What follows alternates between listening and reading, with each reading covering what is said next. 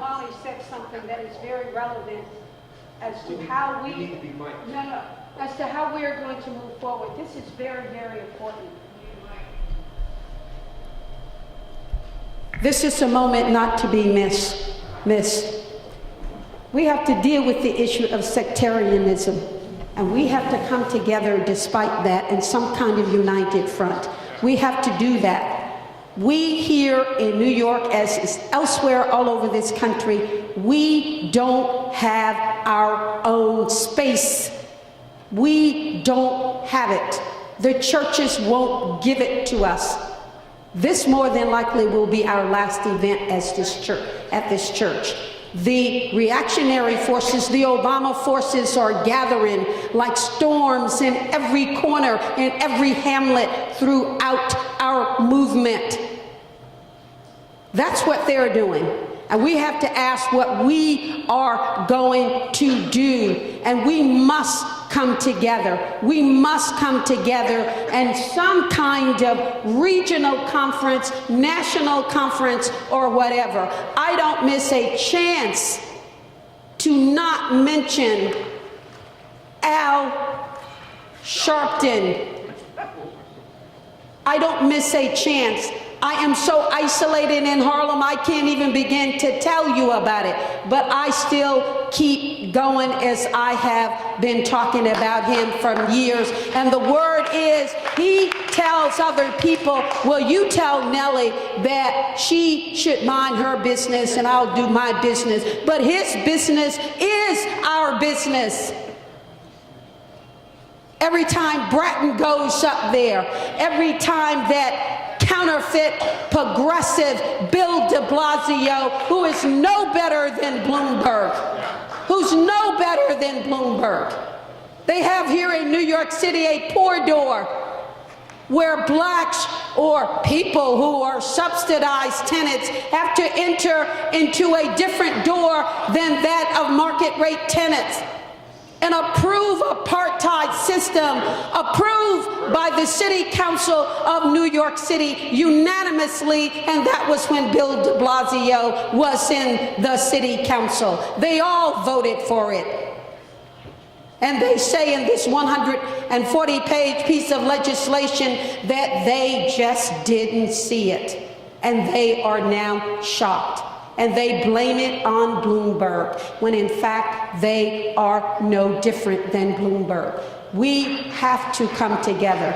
We have to come together, because if we don't, it is surely our demise. And we have to come together as equal partners of men and women in this fight. There is no chance or opportunity to take a back seat for anyone, whether you man, woman, or whatever.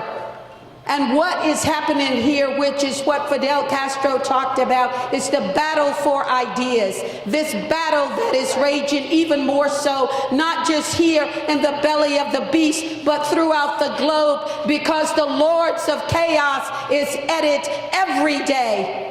Every day. And they not only want the demise of our global community, but here in New York City. So folks, if you go to Washington, D.C., let's talk to the chairman and others. We've got to come together. There's got to be a better way for us.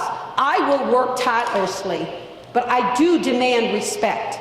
I do demand respect. And if we're talking about building a movement, then we must have a movement built on mutual respect.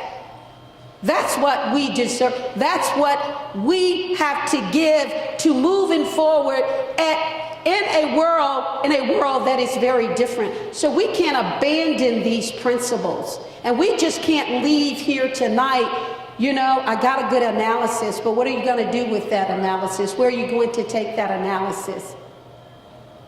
I mean, we got a lot of brains here. Whether you were Kevin Z's or O'Malley or Kathy, Sarah Child with the radical feminists, you know, we're all here. And we're all here as kindred spirits. But we must make this work for us. Our resources are shrinking. It is harder and harder to find a place. Isn't that right? It is harder and harder to find a place, and they are not our friends. And we cannot afford to be each other's enemies. We cannot afford that. So let's move ahead, and the spirit of this evening, that we are all committed to a new day and a new challenge in the memory of Fannie Lou Hamer, of Malcolm X, of Yuri Kochiyama, of Fred Hampton, of Herman Ferguson. Let us move forward. We cannot leave this space with the same status quo in our minds if we are not looking and trying to create that new day. I ask your forgiveness for my coming up for this, but I am up to here, and we have to create that space. We have to create that different day. We have to create that different commitment together than that of this beast that is driving us down, all of us. Everybody has a voice. Everybody has a pen. You can write and talk to the most humble people. I work with the most beautiful working class people in Harlem and don't have a clue about socialism or whatever. But you know what? They know that this shit is wrong. Thank you.